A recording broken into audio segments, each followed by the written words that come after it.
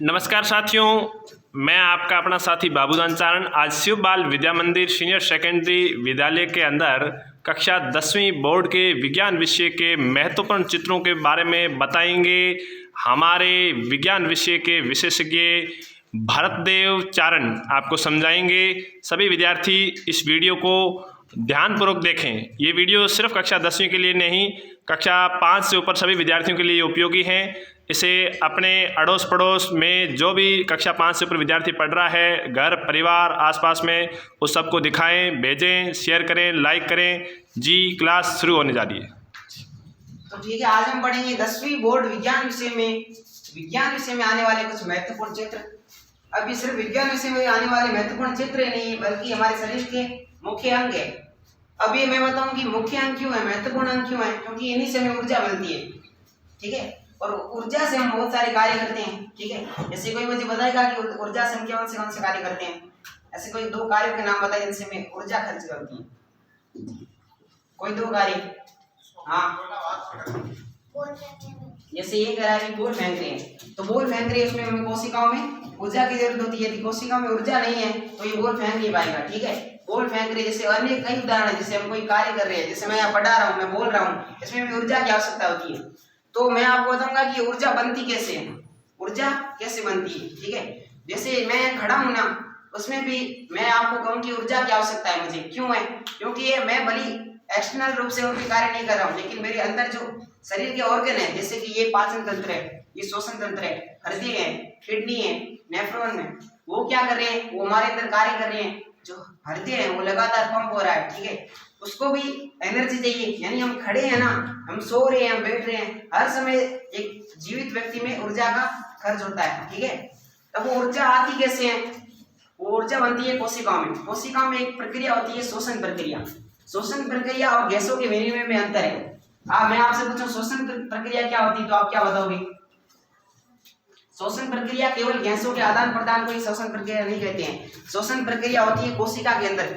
कोशिका, आपने नाम सुना होगा, हमारा शरीर छोटी छोटी कोशिकाओं से बना होता है।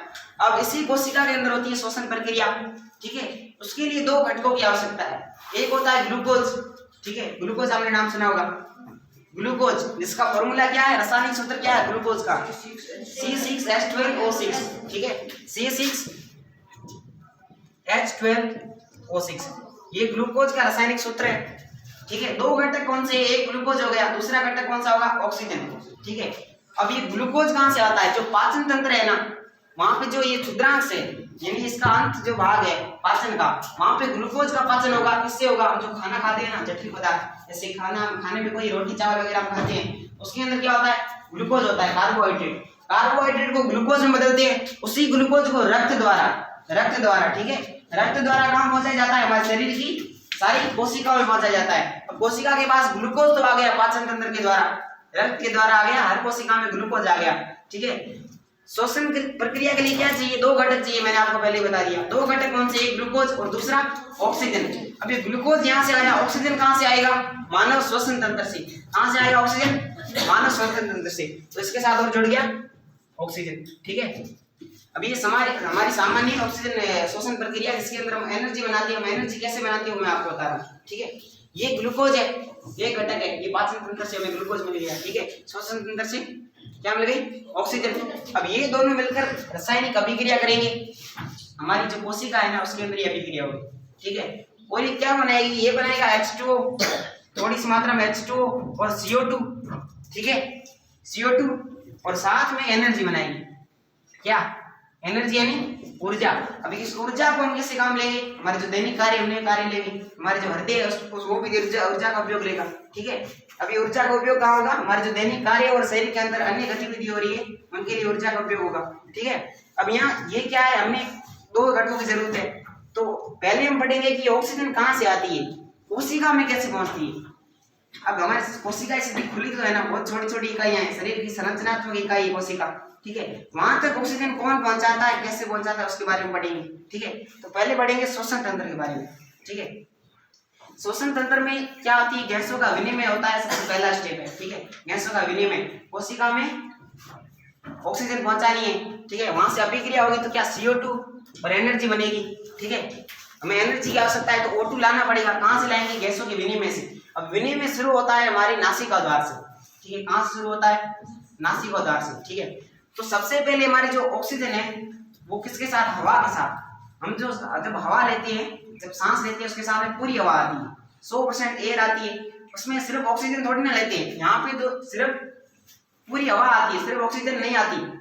इसके साथ नाइट्रोजन भी आएगी, कार्बन डाइऑक्साइड भी आएगी, ठीक है। वो कितनी आएगी? जितनी हवा में है। हमें आपसे पूछूंगी ऑक्सीजन कितने % आएगी जो हम एयर ले रहे हैं उसके अंदर? 21%। जो हम हवा अंदर ले रहे हैं उसमें ऑक्सीजन आएगी 21%, नाइट्रोजन 78% और कार्बन डाइऑक्साइड 0.04%, ठीक है। तो इस मात्रा में आ रही है, ठीक है।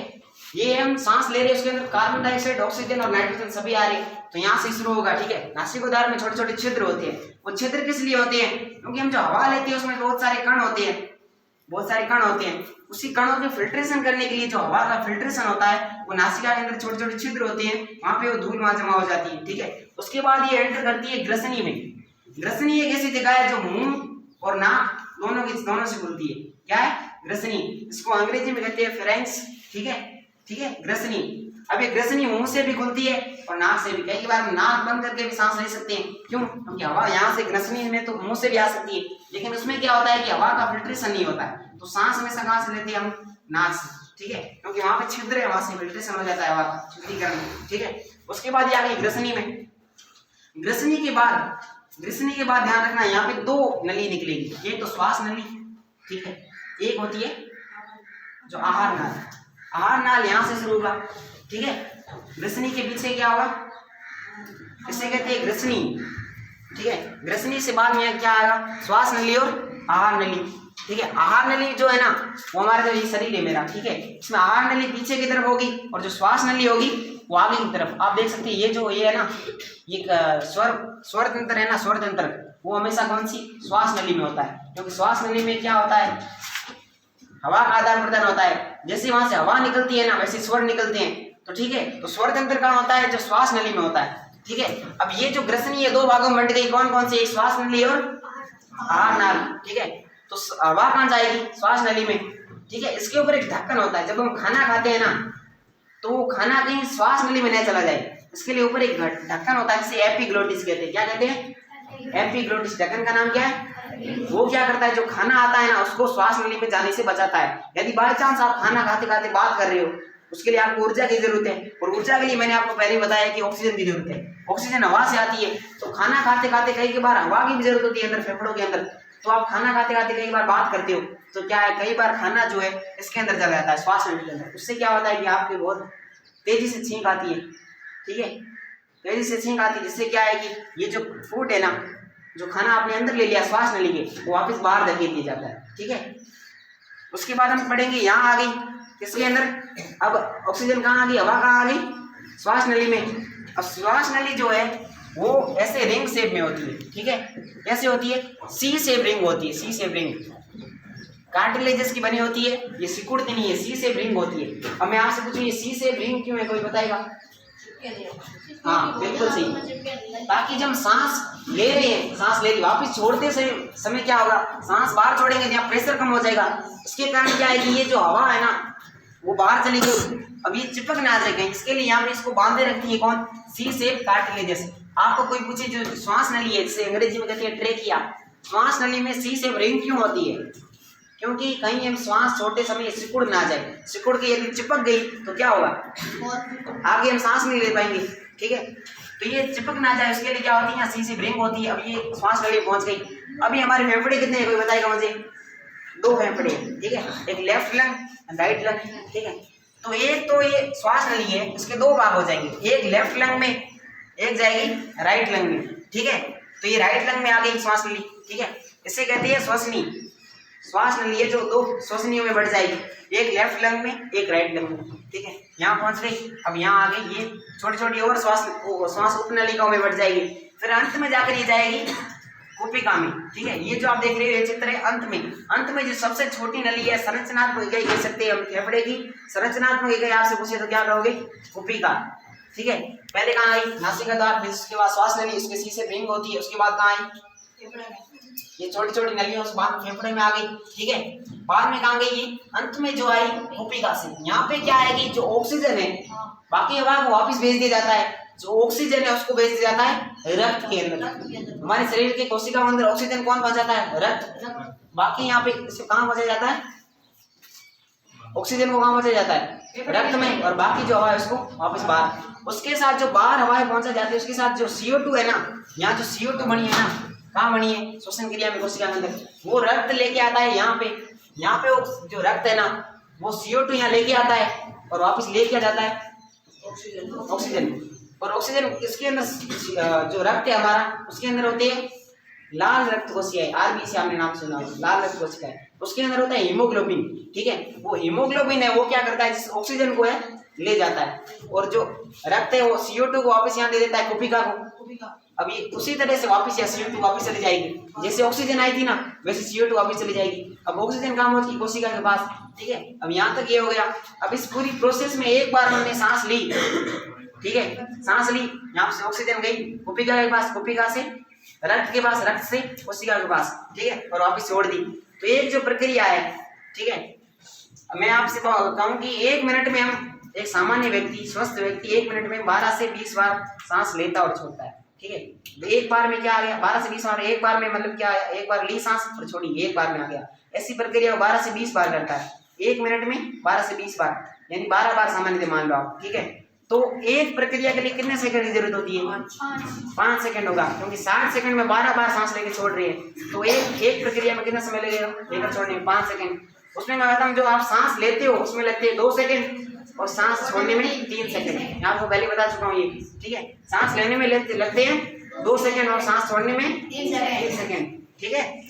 अब सांस लेते हैं तो यहाँ पे कुपिका के द्वारा रक्त में क्या पहुंचाई जाती है, ऑक्सीजन, और वापस छोड़ी जाती है CO2। अब ये हो गया सामान्य श्वसन के अंदर। इससे क्या हो गया, O2 कहाँ पहुंच गई, कोशिका में। कैसे पहुंची, सबसे पहले नासिका द्वार, उसके बाद ग्रसनी, उसके बाद श्वास नली, उसके बाद श्वसनी, उसके बाद वो छोटी छोटी श्वसनी, श्वसनिका, उसके बाद अंत में जो संरचनात्मक इकाई है लंग्स की, वो क्या है, कुपिका। कुपिका के पास पहुंची ऑक्सीजन। उसके बाद ये कहाँ जाएगी, रक्त में, ये ध्यान रखना। इसके बाद क्या जाएगी, रक्त में। रक्त के बाद कहाँ जाएगी, सभी कोशिका में। शरीर की सभी कोशिका में क्यों जाएगी, क्योंकि ऊर्जा सभी के लिए चाहिए। मैं हाथ का, ये हाथ के कार्य हो रहा है, कोई हाथ से मैं लिख रहा हूँ तो इसको ऊर्जा चाहिए। ऊर्जा के लिए क्या हो रहा है, श्वसन प्रक्रिया हो रही है, उसके लिए ऑक्सीजन चाहिए, ठीक है। अब ये मैंने कह दिया कि ऑक्सीजन यहाँ से आ गई। दूसरा जो ग्लूकोज है, ग्लूकोज वगैरह दूसरे जो भोज्य पदार्थ जो घटक पदार्थ होते हैं उसका पाचन कैसे होता है वो हम पढ़ेंगे पाचन तंत्र में। O2 से यहाँ आ गया, यहाँ से आ गया O2, ठीक है। लेकिन ऊर्जा के लिए 2 घटक चाहिए, C6H12O6। ये कहाँ से लाएंगे, ये पाचन तंत्र से। अब हम पढ़ेंगे पाचन तंत्र, ठीक है। श्वसन तंत्र यहाँ कंप्लीट हो गया। अब पढ़ेंगे पाचन तंत्र। पाचन तंत्र कहाँ से शुरू होता है, मुख गुहा से। श्वसन तंत्र में आपसे कहूँ कहाँ से शुरू होता है, नासिका द्वार से या नासिका गुहा से। और ये श्वसन जो पाचन तंत्र है वो कहाँ से शुरू होता है, मुख गुहा या मुंह से शुरू होता है, ठीक है। तो अब पढ़ेंगे पाचन तंत्र। अभी पाचन तंत्र है ये बहुत बड़ी आहार नाल में होता है। ये पूरी प्रक्रिया एक बहुत बड़ी आहार नाल में होती है, ठीक है। मैं आपको इसकी लंबाई बताऊं तो इसकी लंबाई होती है 32 फीट, यानी कि 9 से 10 मीटर होती है। जो आपकी आहार नाल है उसकी लंबाई कितनी होती है, 9 से 10 मीटर। और सामान्य इंसान की लंबाई कितनी होगी, 1.5 से 2 मीटर होती है, यानी कि जो आहार नाल बहुत बड़ी होती है। अब ये कितनी बड़ी कैसे होगी, हम हमारी हाइट भी 2 मीटर है तो ये 10 मीटर कैसे है। ये बीच में जो छोटी आंत है वो ऐसे रोल हुई है, ठीक है। ये जो छोटी आंत दिख रही है ना ऐसे गोल हुई है, इसकी लंबाई सबसे ज्यादा है। मैं आपसे पूछूं कि आहार नाल में सबसे ज्यादा लंबाई किसकी है, छोटी आंत की है, ठीक है। और पूरे आहार नाल की लंबाई कितनी है, 9 से 10 मीटर, ठीक है। तो सबसे पहले खाना हम कहाँ से लेते हैं, मुंह से।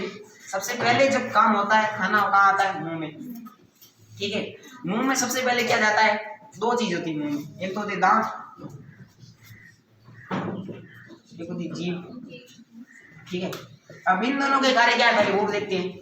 अब दांत की कार्य क्या है, सिंपल कार्य है, आपको बता सकता है, फिजिकली चबाता है, फिजिकली चबाता है नहीं। दांत की कार्य क्या है, चबाता है, यानी कि जटिल पदार्थ हमने जो भी खाया है उसको छोटे छोटे टुकड़ों में करेगा। कौन करेगा, दांत, ठीक है।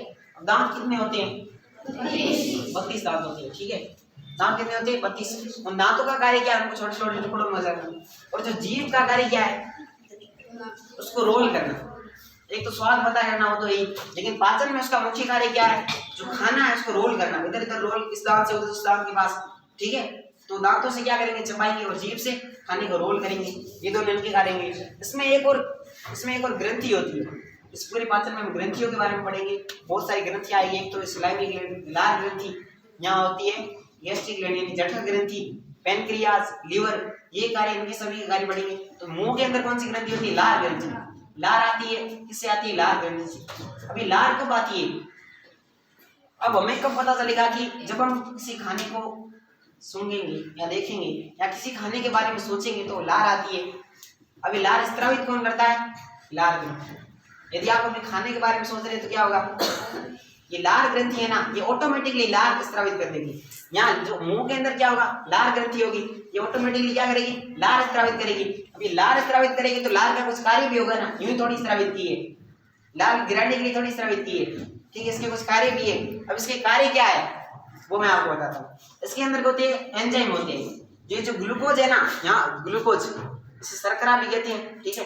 ग्लूकोज या कार्बोहाइड्रेट, इसका पाचन शुरू कहाँ होता है, लार में होता है।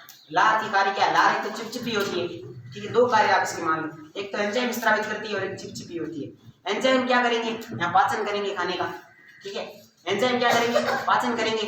और चिपचिपा उसे क्यों बनाती है, क्योंकि यहाँ आगे जो ये आहार नाल है ना ग्रसी का, यहाँ पे इसको खाने को पेट तक ले जाना है। पेट तक ले जाएंगे, चिपचिपा नहीं करेंगे तो आगे कैसे जाएगा, नली में अटक जाएगा। नली में अटक जाएगा तो आगे खा नहीं पाएंगे हम। उसको आगे पहुंचाए तो ये लार क्या करती है, दो कार्य करती है। क्या करती है, खाने को चिपचिपा बना देती है और क्या करती है, उसमें एंजाइम स्त्रावित करती है। एंजाइम क्या पचाते हैं और जो चिपचिपा क्यों करती है उसे,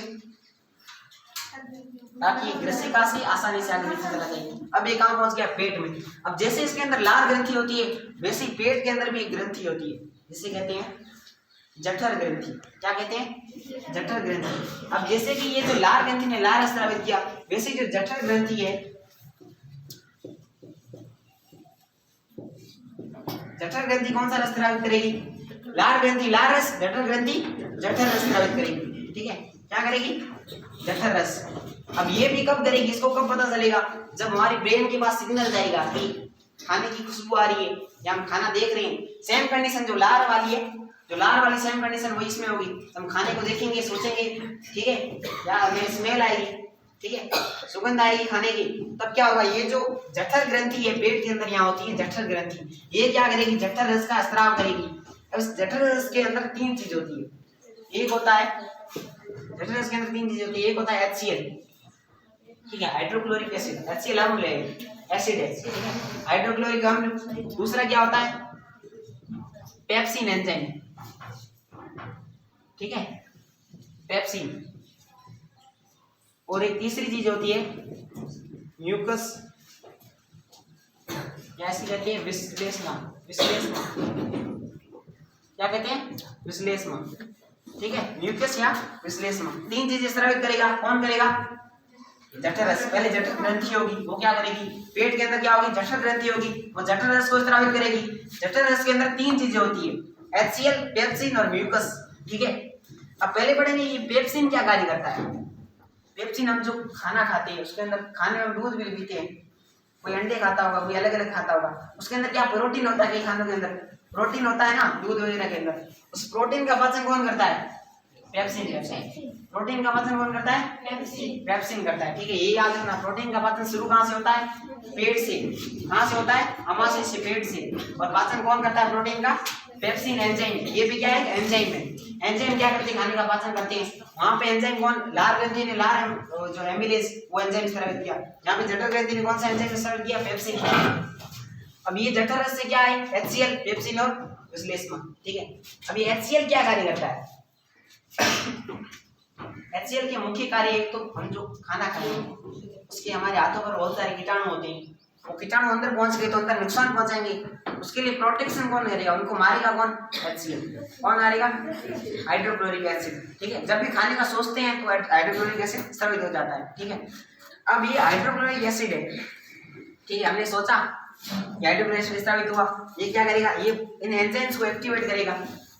इसकी पीएच होती है ना, पीएच, ये एसिडिक होती है, एसिडिक यानी अम्लीय होती है। पीएच एक तो बेसिक होती है, क्षारीय और अम्लीय, ठीक है, 0 से 14 तक होती है। 7 जो पानी है ना, पानी उसकी 7 होती है, लेकिन पानी याद ना तो अम्लीय है, ना एसिडिक है, ना बेसिक है, ना अम्लीय है, ना क्षारीय है, ठीक है। पानी के साथ होती है, वैसे इसकी बहुत ज्यादा एसिडिक होती है, 1.4 होती है। 7 से कम है तो अम्लीय है, 7 से ज्यादा है तो क्षारीय है।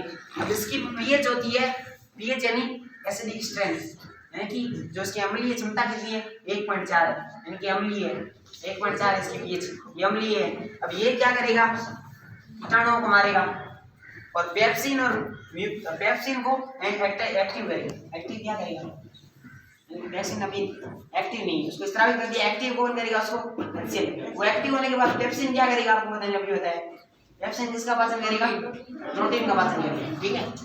अब मान लो कई बार आपने खाने का सोच लिया या खाना आपको दिख रहा है, ठीक है, और आपने खाने को खाया नहीं, तो क्या होगा, HCl को खाना नहीं मिलेगा तो क्या करेगा, ये पेट को खाएगा, ठीक है, ये पेट को नुकसान पहुंचाएगा। आपने खाने के बारे में सोच लिया या आपको किसी ने खाने के बारे में कुछ बताया कि ऐसा खाना होता है, ऐसा खाना होता है, ठीक है, तो आपके जो शरीर के अंदर सिग्नल पहुंच जाएगा दिमाग के पास, दिमाग क्या करेगा, लार स्रावित करेगा, तो लार ग्रंथि से लार स्रावित होगा और अंदर क्या होगा, HCl, ठीक है। अब HCl क्या करेगा, पेट की जो अंदर वाली लेयर है ना उसको नुकसान पहुंचाएगा, उसको खराब कर सकता है। उसके जो अब ये म्यूकस है ना, विश्लेषमा क्या करती है, उसके अंदर है ना लेयर बन जाती है, पेट के अंदर एक और लेयर बन जाती है, म्यूकस है ना, म्यूकस क्या करता है, इस HCl से बचाता है। अब मान लो आपने खाना खाया नहीं, ये HCl बनता जा रहा है, तो थोड़ी देर में ये भी टूट जाएगी, थोड़ी देर में। अब क्या होगा, एसिडिटी, आपने नाम सुना होगा एसिडिटी, ठीक है, जलन होगी। जलन क्यों होगी, क्योंकि आप खाना खा नहीं रहे, खाने का पाचन कर रहा है HCl। अब HCl पाचन किसका करे, आपने खाना खाया ही नहीं तो किसका पाचन करेगा, पेट का पाचन करेगा, ठीक है। अब वो उसको खाने लग जाएगा तो उससे क्या होगी, एसिडिटी होगी। तो कई की बार क्या कर लेते हैं, ये अम्लता हो गई, HCl हो गया, तो कई की बार क्या करते हैं, पेट में हो गई वो एसिडिटी, गर्म हो रहा है पेट, खा रहा है HCl उसको, तो क्या करेंगे, नींबू पानी पीने, ठीक है, नींबू पानी पीने। तो नींबू पानी क्या ठंडा होता है, ये सोचकर लोग पी लेते हैं, लेकिन पीना नहीं चाहिए। तो कोई बताएगा क्यों नहीं पीना चाहिए नींबू पानी, क्योंकि नींबू खुद एसिडिक है, नींबू खुद एसिड है। अभी एसिड के अंदर एसिड मिलाएंगे तो कुछ फर्क पड़ेगा, नहीं फर्क पड़ेगा। तो जब एसिडिटी होती है तो हम क्या लेते हैं, इनो लेते हैं। इनो क्या होता है, क्षारीय होता है। अब ये अम्लीय है, इनो क्षारीय, दोनों रिएक्शन करके बराबर हो जाएंगे, ठीक है, दोनों रिएक्शन करेंगे न्यूट्रल हो जाएगा, उदासीन हो जाएगा, ठीक है, ये दोनों हो जाएंगे न्यूट्रल, ठीक है। यदि हम नींबू ले लेंगे तो क्या होगा, ये पहले से एसिडिक है, ऊपर से नींबू और ये जलन ज्यादा होगी, ठंडा हो लेना है, मुंह ठंडा हो जाएगा लेकिन पेट ठंडा नहीं होगा। क्यों नहीं होगा, क्योंकि अंदर एसिड है, एसिड के साथ एसिड और मिला लिया तो क्या ठंडा होगा, नहीं होगा। तो जब एसिडिटी होती है तो नींबू पानी डालकर हमें क्या लेना चाहिए, इनो या बेकिंग सोडा, वो क्या होती है, क्षारीय होती है। ये दो चीज याद रखना, अम्लीय और क्षारीय। HCl होता है अम्लीय होता है, नींबू भी अम्लीय होता है, तो हमें नींबू नहीं लेना चाहिए, इनो लेना चाहिए। इनो क्या होता है, क्षारीय, ठीक है, तो दोनों मिलकर उदासीन हो जाएंगे, न्यूट्रल हो जाएंगे, ठीक है। तो ये आपने समझ लिया, यहाँ ये काम हो गया। आमाशय के अंदर क्या काम हो गया, HCl का काम हो गया, कीटाणु मारना, एंजाइम को एक्टिवेट करना, ठीक है। एंजाइम कौन सा है, पेप्सिन है। पेप्सिन क्या करेगा, प्रोटीन का पाचन करेगा, ठीक है। उसके बाद ये क्या आ जाएगा, अब ये आ जाएगा क्षुद्रांश में। खाने का सबसे अधिक जो पाचन है वो क्षुद्रांश में होता है, और आहार नाल की सबसे बड़ा भाग भी क्षुद्रांश है, ठीक है। क्षुद्रांश को अंग्रेजी में कहते हैं स्मॉल इंटेस्टाइन। कहने को स्मॉल है, स्मॉल यानी इसका डायमीटर पतला है लेकिन है बहुत लंबी, नाम इसका स्मॉल इंटेस्टाइन, लेकिन है सबसे लंबा भाग क्या है, कहते हैं इसको क्षुद्रांश या छोटी आंत भी कहते हैं। जो आंत कहते हैं ना वही, छोटी आंत बड़ी आंत दो प्रकार की होती है। पहले आहार नाल में छोटी आंत आती है, उसके बाद बड़ी आंत आती है। तो छोटी आंत में जो पाचन होता है उसके बारे में पढ़ेंगे। अब जैसे मैं आपको कुछ ग्रंथियों के बारे में, तो मुंह के अंदर कौन सी ग्रंथि थी, लार ग्रंथि, लार स्राव ग्रंथि। पेट के अंदर कौन सी ग्रंथि थी, जठर ग्रंथि। अब यहाँ पे आप दो ग्रंथियां पाओगे, एक तो लीवर है, लीवर भी एक ग्रंथि है। शरीर की सबसे बड़ी ग्रंथि कौन सी है, लीवर है। लीवर शरीर की सबसे बड़ी ग्रंथि है। एक लीवर, यहाँ दो ग्रंथियां काम करेगी छोटी आंत में, एक लीवर और एक होती है अग्नाशय, इसको अंग्रेजी में कहती है पैनक्रियाज, ठीक है। और लीवर को हिंदी में क्या कहते हैं, यकृत, ठीक है। लीवर को हिंदी में कहते हैं यकृत। अब ये जो ग्रंथि है यकृत और अग्नाशय, यहाँ दोनों काम करेगी क्षुद्रांश में, ठीक है। अब पहले देख लेते हैं लीवर का काम क्या है। लीवर के अंदर होता है पित्ताशय, ठीक है। लीवर यानी यकृत के अंदर होता है पित्ताशय। अब पित्ताशय क्यों है, क्योंकि इसके अंदर पित्त का भंडारण रहता है, इसके अंदर पित्त का भंडारण रहता है, इसलिए इसे क्या कहते हैं, पित्ताशय, ठीक है।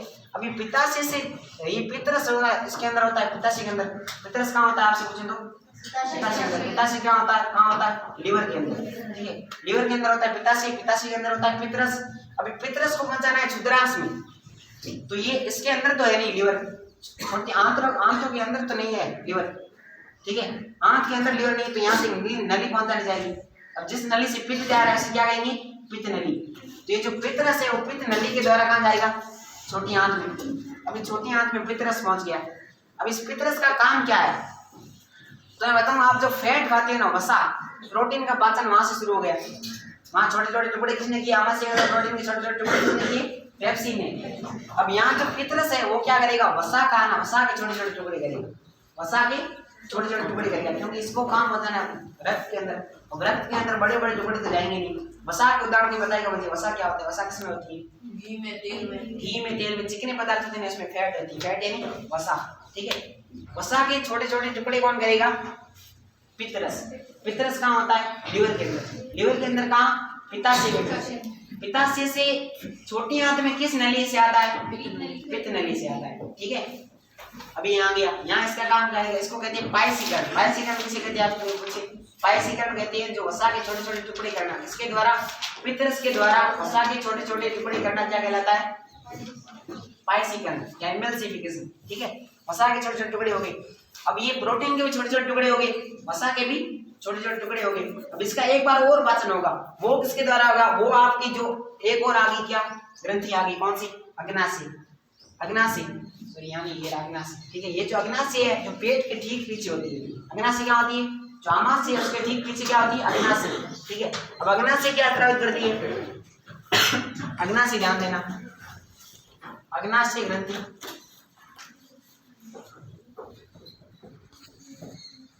ठीक है, अग्नाशय ग्रंथि स्रावित करती है।